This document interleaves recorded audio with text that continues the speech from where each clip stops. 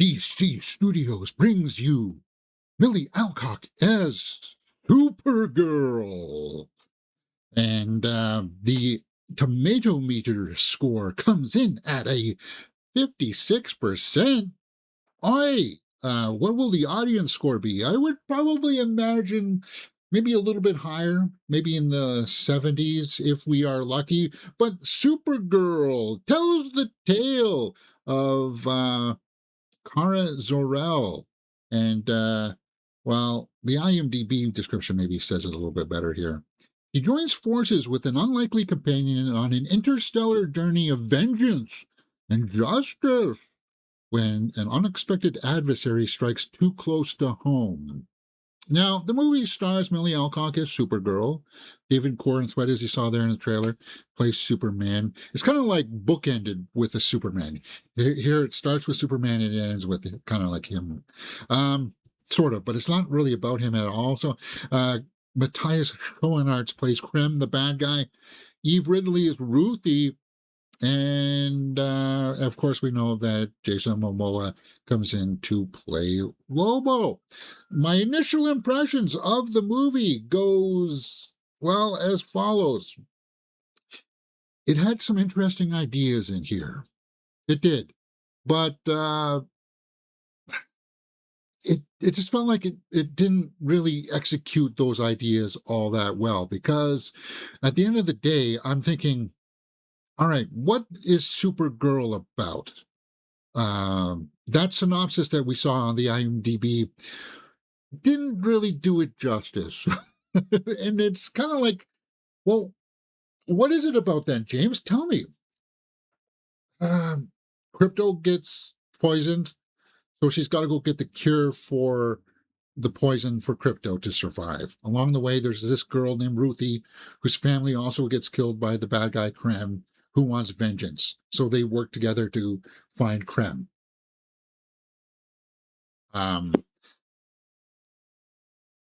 Guess what? They find Krem.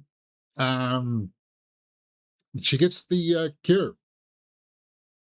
That's what it's about. And along the way, we find Lobo, who's supposed to be as strong as Superman, right? And does he act like it? Does he behave like he has got super strength like Superman and Supergirl? No, he doesn't. So I was left in the theater going, wait a minute here. You're super strong. Why aren't you just destroying these people? And actually, it got to the point where also with Supergirl, she's got the abilities of Superman. Why isn't she? Well, I guess maybe at times she is working as fast as Superman, but she should be like going zip, zip, zip, you're all dead kind of thing, right? It left that going on in my head too many times. It's like, well, why are you wasting your time with this? You should just be like, gone, right? And that's sort of what the overall impression was. It was just like, okay, you've got this great opportunity. You can do all these great things, and you decide not to. Okay, they try to give us reasons, but while I told you the main part of the story there, it kind of it's missing the heart, and it does hint at the heart of it when they have flashback sequences of her leaving Krypton, and we get to see her parents, and all of that stuff is what I felt the actual backbone of the movie. And the parents, I thought, did a really good job here. David Krumholtz, you'll recognize him when you see him. He's a very familiar actor, plays the father Zor-El there, and the mother also does a good job. And we see sequences of like what happened to her on Krypton, and all of that stuff is like, yes, I want to see that part. I want to see more of that. And you feel that part when she has to leave. And you're like, that should be the heart of the movie. But it's not really pertaining to this story, because the story is just her going to get the antidote to Crypto's poison. That's her story. But then we decide to throw in this other thing about a flashback of her leaving Krypton. And you're like, that's the more important thing. That's the more important thing. Why are we not dealing with that? And we're like, well, James, you're not reading the tea leaves here. You didn't pay attention to the movie. She's upset in the beginning because she did leave Krypton. Well, you should have probably led the story off with that as opposed to her just drinking and not using her powers kind of stuff. It didn't resonate. It was clunky. Uh, it was just not all that interesting to get into because you were just like, we've seen Hancock. We've seen people, superhero movies where the hero doesn't want to be the hero and is starting to drink. We've seen that before. Why do we need to see it here? And I guess that's what I felt about it. So that being said, let's go try to make sense of the 56% here on the tomato meter, because I do think the audience will be a little bit more generous about this, because it does have a lot of needle drops. If you don't like pop punk music, then you're not going to like the soundtrack for this movie, but it relies heavily on that. It's kind of like, yeah, see here, I'm going to put on some headset and then I'm going to go kick the bad guy's butt.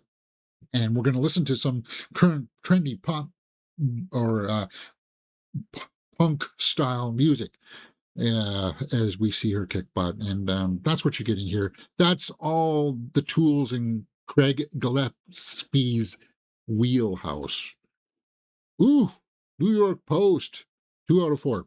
No, this is a movie that tries super hard to fit in and thus fade out.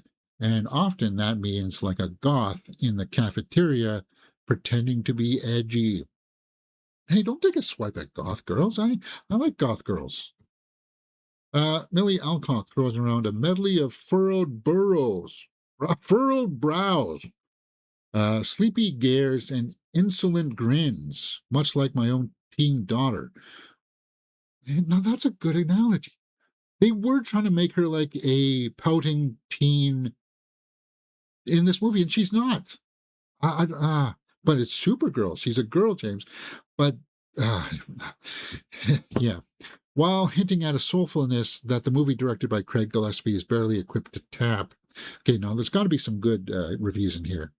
Mashable. Supergirl is better than Supergirl Woman of Tomorrow. What? Richard Krause. Supergirl, just barely 2.5.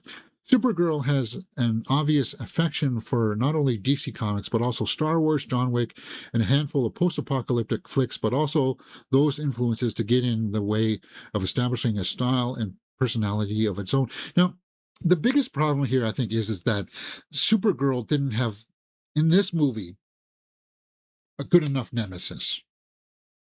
Or like, the bad guy's just a token bad guy that just did this thing.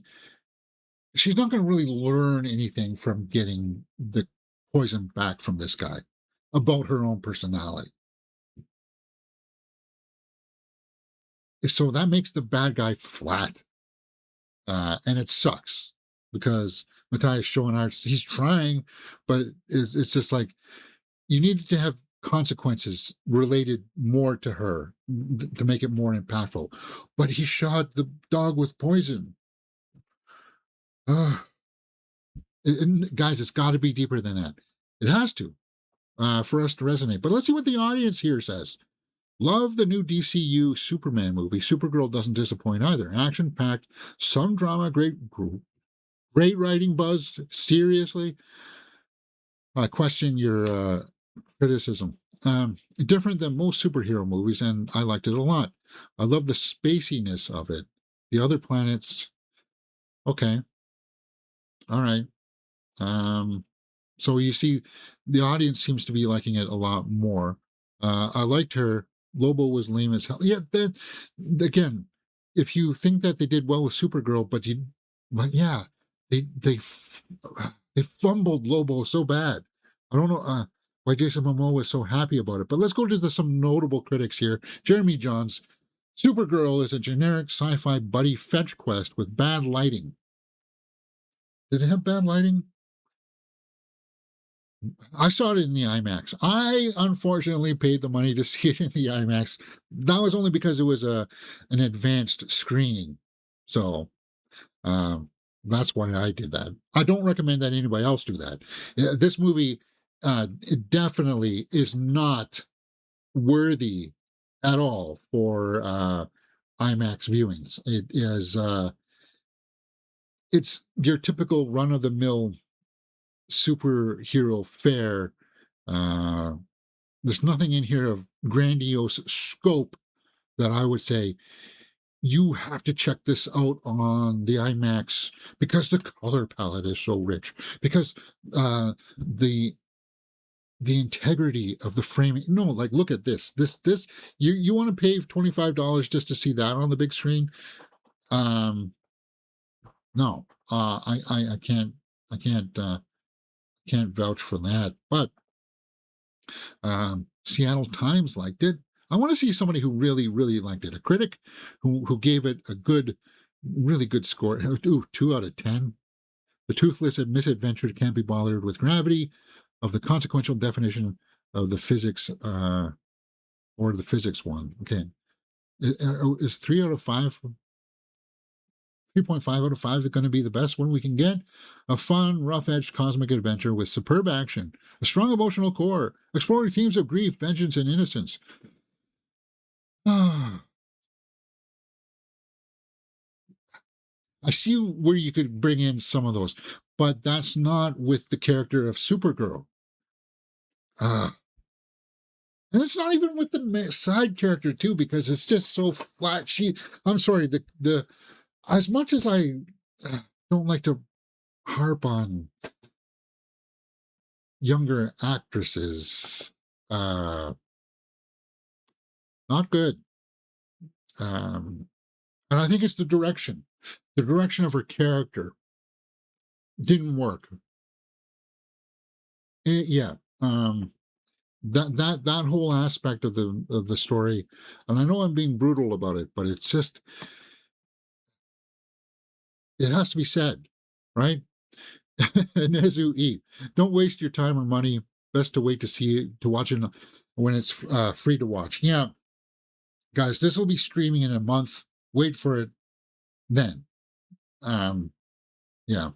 So RT says it's a 5 out of 5. Another audience member, a solid top 3 in the ranking of superhero heroine movies.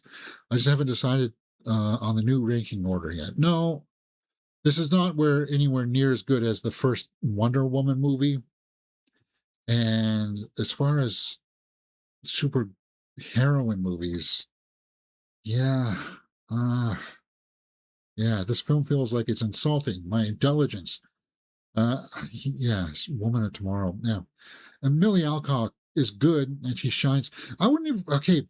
But there's some cringy lines that she's got to deliver in the beginning where you could even see that it's struggling to get out of her mouth because it's so struggling. And she's only saying some of these lines to help the audiences who don't know what Supergirl is to tell us. She's like, oh, I'm super strong. Oh, I'm bleeding.